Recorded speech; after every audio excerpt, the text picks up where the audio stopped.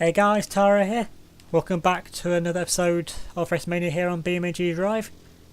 And this time returning is the bitchin from last round. And if you've seen the last round, you'll know that this thing didn't get through. But after the sheer determination this thing had to win, was outpacing the fastest cars, I have to give it another chance. But this is a one-off. If it doesn't win this round, then it's out of the next one regardless. So it's got one chance to use its pace and its will to try and get the victory. In second place is the car that needs to win. The not hooniganed ETK, this time in a lime green. In third is the first of the new cars. It's the Mania Pro car or something like that. Yeah, the fastest of the Miramas. In fourth place is the SBR from last time, which almost took the victory but just couldn't quite take it on the final corner. And in last place we have the DS Outlaw, the Rally Edition, but I've removed the front wing because he kept getting stuck in the wheels of the car in front of it. But this little thing on the front where the front wing was holding on to, I've kept because otherwise it's just going to smash the tyres up, and you saw what happened with the off-road Pigeon a few videos ago. I'm going to comment down below which car I think is going to win. Honestly, I want to go for the Bitcher, and it's just got so much will to win that surely it has to come good this time. Now starting on now with the Bitcher, doesn't get the best start in the world when it is a close car here, so that's not really a surprise. It's like everything's down in contact with each other. Okay, the boot of the Miramas up. The spoiler of the okay, that is a problem I saw. This is very early on. The in the test runs, the rear bumper of any car in front of the Outlaw does tend to get eaten by the Outlaw. Okay, let's give it a puncture, but it's better than the wheel being stuck not moving. And then now besides that, it's been a fairly tame start in all honesty. It's still got the bitch controlling the pace, although it's an extremely light car. Oh, there goes the rear bumper. You can see this flying through the screen. And you didn't know 100 times speed was that powerful. In all effect, although that has slowed the Outlaw down quite a bit, but if these things keep battling like this, then it shouldn't have taken out all of its speed, because this thing did about 160-ish mile an hour, I want to say, if I remember correctly from the testing. Okay, what's going on here? Oh, the ETK's got a mega slide. It's been now the Pasima's Did I see fire then? Something, what is on fire? What has exploded? Okay, why has the Mania exploded? Is the fuel tank really that weak on this thing? Or is it the ETK? Because the thing's just a shroud of fire. Holy... That's a hard... I told you it'd catch up. Okay, that's just ruined everything, has it? And then the ETK is going to try and defend now. Oh, the Mira's gone for launch. The Mania has been absolutely launched, and the Mania was actually the fireball. And now then, the Outlaw's going for it again, but this time using its good wheel to try and ram its way through. Now then, the Bitchin actually manages to get around the first corner this time. And now then, okay, what's happened here to the Mania? Just engulfed in flames. I don't know what's happening, but I do know this thing doesn't go in reverse. It does about 3 mile an hour in reverse, so I'm going to try and get it going. I'm flooring the throttle, but I think it might be out of juice. Yeah, I'm flooring the throttle and it's going backwards, so... I'm going to put it back on random, but that's the Mania already out. I mean, it must be some sort of massive fuel leak just to get engulfed in the flames like this. Now then, we're down to a 4-way fire. There's a NOS tank in the back of the ETK actually, not that the AI gets to use it, but it's there anyway. So I'm surprised that the poker stick on the front of the Outlaws actually survived. That's going to be more of a scoop really. So this thing can just get pinched under a tyre. Might be able to spin out the car in front of it. But all this is allowing the little bitchin with a chocolate bar on the front grille to actually pull away. The ETK is the car that needs to win and is doing everything but winning, but maybe it knows that the Mania is out because it might just be waiting. Okay, those rear bumpers, are connected, so that's going to need removing. Just going to put it off the other side here of the ETK just to make matters a bit easier. Although it is actually taking the front bumper of the ETK with it. That didn't exactly go to plan. Bumpers are being real issue. Don't know what the ETK's problem is with just the bumpers being eaten today. Okay, it's eating its own front bumper. If I can get the ETK bumper out, or just disintegrate it, that works. That's probably the best it's going to happen. Although it gets launched airborne, and now then its own bumper goes underneath it, and now then the Outlaw's going to go past. But I need to remove this bumper. Let's hope it doesn't come in the path of the Outlaw. With how fast things go on 100 speed removal, it's able to shoot all the way to the screen. The ETK is going to try and get back in front, but then now it's lost what is third place now. And the Outlaw has double front punctures as well. That's a good job. I think I chose. Yeah, it's definitely a good job I chose the rear wheel drive version, because the 4-wheel drive, if that loses a wheel, it instantly goes down to 40 miles an hour. But then again, that's 40 miles an hour with me driving it. So with the AI, it'd probably be like 2 miles an hour or something. And the ETK pulling out a gap, although the SBR has now become one with the Outlaw. I didn't see this as a issue. But what I am going to have to do is simply grab the roof of the ETK, if I can actually get hold of it, which I can't. I'm going to try a different camera angle. Now, can I get hold of it here? No. I had it then for a second, but I lost it. There we go. Try and pull it out from the back. Okay, well the ETK is upside down, but I think that's the least of the issues right now. Now then, let's just try and grab the roof now and get it flipped back over the right way. Well, that's done half the job. Now let's try and grab the side of the car again.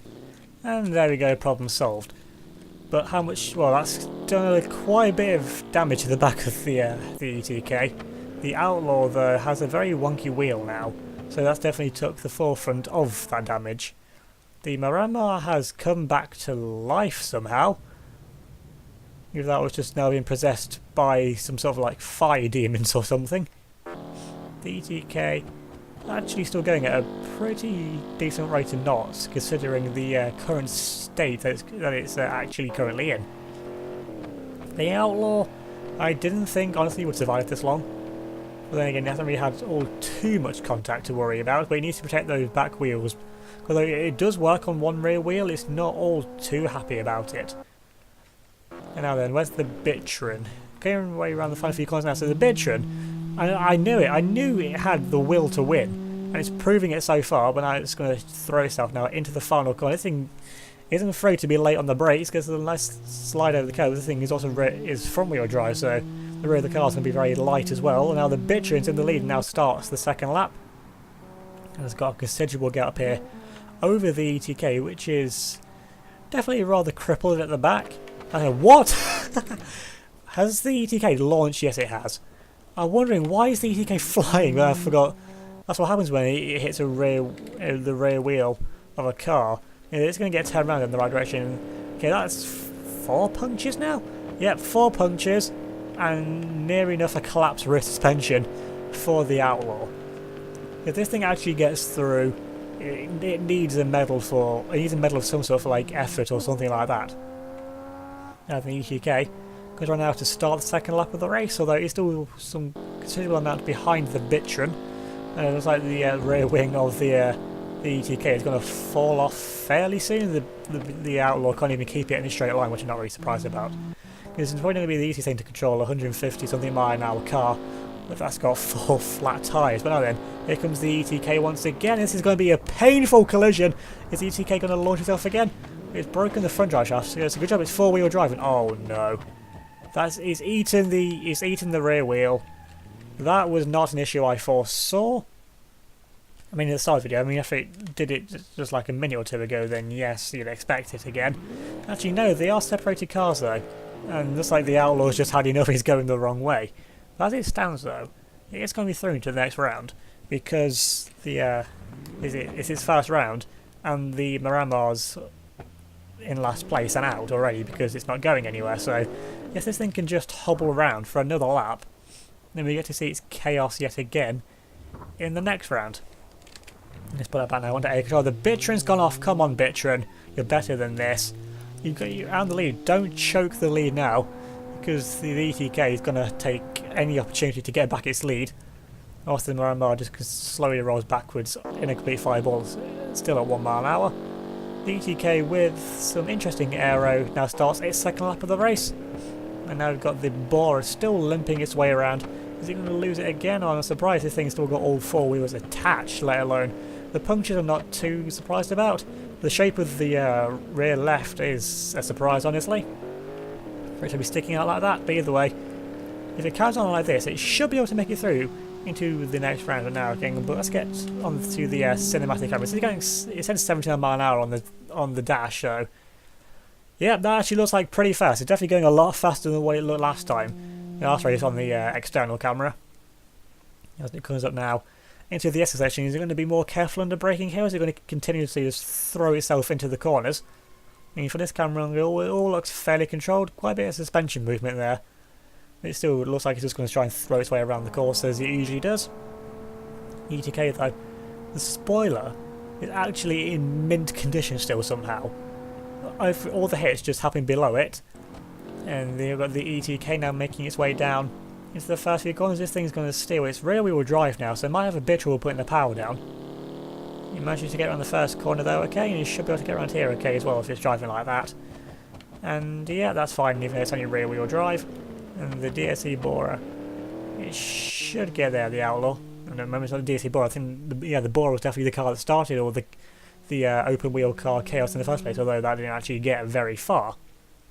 And then already looks sliding its way. It's definitely 110% commitment through that corner. I don't even know why it wants to push itself so far. It's got the lead now. It can afford to back off because the ETK is only midway through the S section, and given the speed difference between the cars, it isn't all too great. If it did back off now, it should easily be able to take victory still. The ETK now crosses the official start-finish line, as the Bora now making its way down into the first few corners. It's all about the bitch, and I knew it was a good idea to give it a second chance. Just from how good it was in the last time, how much promise it had, trying to make an outside overtake, and although it probably wasn't going to win last time, it could have come so close in terms of how close it was, because everything else, with how damaged the ETK was, it could have well have had an opportunity to go for the lead now as the Bora made his way into turn 1. Very, very gingerly. And now then through turn 2. And the surprising thing hasn't actually spun itself out, because this thing isn't the easiest thing to control. Imagine with the AI driving it slowly, it's not all too bad. And now the Bitron, now coming around the final corner now, up to the finish line, going to accelerate hard now. Is it going up to 40 miles an hour, 43, 45? That's a good speed to cross the line with, considering it's the slowest car in this race. And the Bitron though takes victory, and he's through into the next round and knocks out the ETK. And this little Bitron, it's really something else. I thought this would be like the purple one they had from, I think, one of the earlier rounds, where it just get completely annihilated immediately. The ETK though, it's had a good race, had a quiet race. You watching, there's just got the single exhaust in the middle, which looks a little bit droopy. Again, I think it was really lost at the start when it got that slider, and the Bitron just managed to gap it, and then just use that momentum to keep it going, had the time to recover, which you saw when it went off in the first corner chicanes on the second lap. Either way though, making its way now around the final corner is the ETK, so it is going to finish with a good result. But I imagine he might have something to say about the Bitron in front of it, because it's going. Actually, I thought it was going to slow for a second. It's going 10 mile an hour faster over the line. Let's see now if it has something to say about the Bitron taking victory, or is it just going to stop before? Then it might be a little bit of contact. It might just be a nudge. Yeah, just the tiniest of nudges there. I mean, fair play. Nothing too malicious over the line. And it's going to be the ETK, which is going to come home in P3. And you still actually see pretty well out the windscreen, given the cracked windshield and just the crippled hood on the car as well, and then crippled pretty much everything else as well. But from the side, it looks fairly okay if you look at just from the actual body of the car, the midsection of it. And it comes into the final corner now at 63 miles an hour, so definitely carrying a lot of speed despite it only being a rear-wheel drive car now. And the DSE Bora, I don't even think the Outlaw can't even do 63 mile an hour now, I'm pretty sure. Now then, coming up to the final corner now, let's see if it manages to corner around here okay. Is that spoiler just falling through the back of the car? It doesn't seem to be causing it any more issues than what it already has. Thankfully it hasn't snagged a tyre or anything. Actually, I think that rear tyre may be punctured. It looks a little bit low. And then coming over the line now, what speed is this doing over the line? 60 mile an hour, so this might actually give the ETK quite a hard ram if it wants to. Yeah, so we've taken quite a few hard rams in this round anyway. Okay, this is going to be a hard ram right into the back of the ETK. Yeah, the SBI isn't happy with the ETK for whatever reason. It's got the Bitch, it's gone flying. I don't know why I'm calling this the Bitch, I'm just calling it every other car besides what it is, the Outlaw. It's launching that slot knocked off its little feeler thing on the front. Well, it was effectively a feeler thing after I removed the front spoiler, which got sent into space anyway, so you couldn't even see what it looked like. And that's really flattened in the rear of the ETK. The boot doesn't even go down anymore. I imagine the hinges are just completely like snapped up or whatever. But the NOS tank has actually come through the back of the car now. The exhaust on the side. What damage does the ETK took from that? I mean, honestly, it looks exactly the same as it did before it rammed into the back of the ETK. The rear suspension doesn't look too happy on this side, but either way it doesn't matter because it's in the next round anyway. Now then we just wait now for the DS Outlaw to come up to the finish line. Making its way now into the final sector of the lap. The rear suspension is all kind of interesting angles because it has two like mini half drive shafts on each side, so if one breaks the other one will still work, but then it has a main drive shaft as well which are both connected to, so if that breaks it's game over for this car. So that's probably the one disadvantage the rear wheel drive one has. It's still moving at some decent speed. They're going up to 60 mile an hour. Actually, yeah, just briefly there, 60 mile an hour, so still a lot of speed left in this thing, even though it really doesn't look like it. Just hasn't got the outright acceleration of the SBR.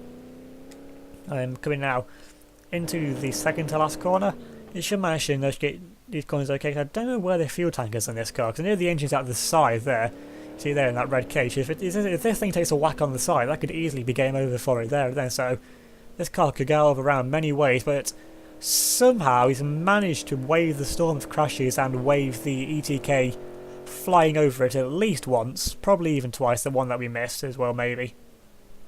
Now then, even with that wonky wheel, it's making its way now round the final corner, and as long as he doesn't run out of fuel, he should easily make it now over the finish line. You've got a few more meters to go now, crawling over the finish line. And what speed is this doing? 39 is it? No, 53. This might have something to say about the ETK, given it's the one that caused it to have its all four tyres punctured. And it's going to go on, give it a ram. Yes, it is. And that pretty much just sums up the ETK's round as well, with the Outlaw. And then the ETK is actually going to roll past the ETK, not even roll into place next to the Bitron. So let's get on board now with the ETK and get this lined up. Doesn't matter to stay this out. The back of it does go down, and the spoiler survived again, and it's just right above the impact zone from the ETK, because the Mania definitely didn't have any say in any of that damage, really, did it? Now then, getting the ETK lined up. And oh then, the wonder story of this round, the Outlaw, which actually survived and still has some good acceleration considering the state the car's in, and the state that those front tyres are in as well. So the water best surviving car easily has to go to the Bitron, because besides the rear window's out, a bit of dent on the rear bumper, but besides that there's literally nothing else wrong with it. So remember to leave a like if you enjoyed this video, leave a comment down below, subscribe if you're new, and hit that notification bell so you don't miss out on any of my future uploads. Remember to check out my Discord server, which will be linked in the description down below, along with my Facebook, Twitter and Instagram, so definitely go follow me and all them as well. Thanks for watching, and I'll see you all next time.